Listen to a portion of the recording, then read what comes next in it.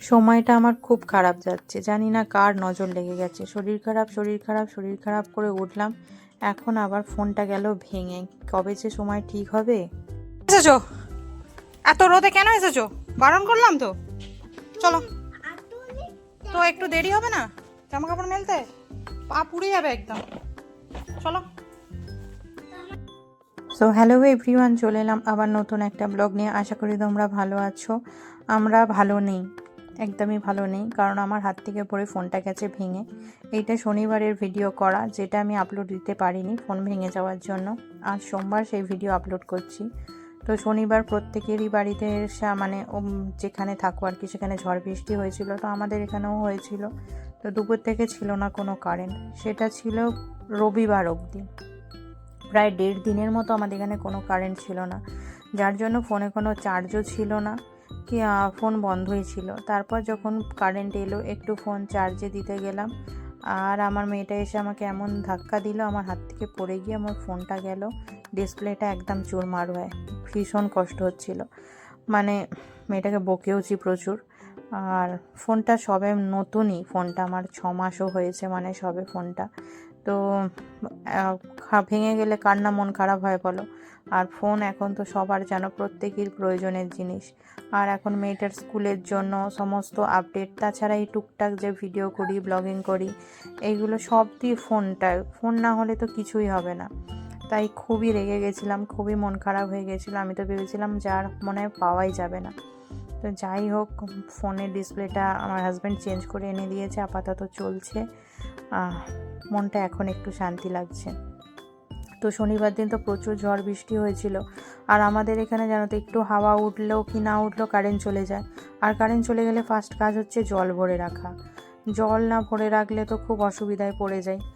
তাও সেদিন খুবই অসুবিধায় পড়ে গেছিলাম রবিবার, কারণ কারেন্টটা যে 1.5 দিন অবধি টেনে দেবে বুঝতে পারিনি।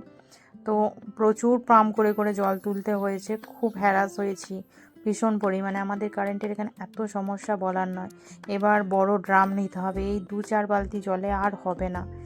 প্রচুর জল পাম্প করতে হয়েছে, প্রচুর জল নিচ থেকে ওপরে তুলতে হয়েছে। আর আমার বাথরুম, রান্নার সবটাই ওপরে, যার জন্য খুব সমস্যা। আর এইদিকে দেখো, সারাদিন তো দেখতেই পেলে কি কি করলাম। আর এখন এই যে 2টো এমার্জেন্সির আলোই বন্ধ হয়ে গেছে, এখন মোমবাতি ভরসা। এই অন্ধকারেই মেয়েটা খেলছে, আর আমি এদিকে জামা কাপড়গুলো ভাঁজ করে নিচ্ছি আর রান্না বসাবো। সকালে প্রচুর জামা কাপড় কেচেছিলাম, যাই হোক সকালের দিকে রোদটা উঠেছিল বলে শুকনো হয়ে গেছে, শান্তি। এখন সেগুলোকে ভাঁজ করে জায়গার জিনিস জায়গায় তুলে দেওয়ার ব্যাপার। আর মেয়েটার স্কুল কতদিন কামাই হয়েছে, মেয়েটাকে স্কুল পাঠাবো। মেয়েটা যে সারা দুপুর ঘুমায়ও নি, তো ওকে দুপুরবেলা থেকেই তো কারেন্ট নেই, এমার্জেন্সি একটু জ্বালিয়ে ওকে হোমওয়ার্কগুলো কমপ্লিট করাচ্ছিলাম, কারণ মঙ্গলবার থেকে ওকে স্কুল পাঠাতেই হবে। ভোটের রেজাল্ট সোমবার, তো সোমবার দিনও ওদের স্কুল আছে, কিন্তু এই ভোটের রেজাল্টের দিন কে স্কুল পাঠায় বলো তো, কি মানে রিস্ক নিয়ে বাইরে বের করব। তো সোমবার দিন আর পাঠাবো না, একদম মঙ্গলবার থেকে স্কুল শুরু করব।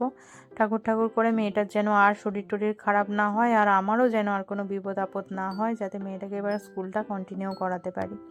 তো এখন কাজকর্ম করে আর এই কারেন্ট জলের চক্করে মাথা ধরে গেছে। একটু চা করে নিয়েছি, একটু চা খাচ্ছি, আর এদিকে বসিয়ে দিয়েছি সিম্পল ডাল, আলু ভাজা আর ভাত। আর কিচ্ছু করব না, এটাই মেয়েও খাবে, আমিও খাবো। এটা খেয়ে আপাতত ঘুমাবো। দেখছো কি খেলা না খেলছে।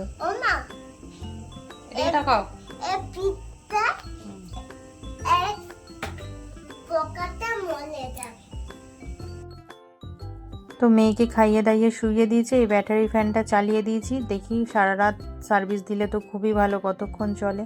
তো মেয়ে ঘুমিয়ে পড়েছে, এবার আমিও, মোমবাতিটাও কমে এসছে, এবার আমিও টুকিটাকি কিছুটা কাজ আছে গুছিয়ে ঘুমিয়ে পড়ি। ব্লগটা যদি তোমাদের ভালো লেগে থাকে তাহলে অবশ্যই একটা লাইক করো, চ্যানেলটা সাবস্ক্রাইব করো, তাহলে আরও ছোট ছোট এরকম ব্লগ বানানোর উৎসাহটা পাই। চলো আজকের মতো টাটা, বাই বাই, দেখা হচ্ছে নেক্সট ব্লগে।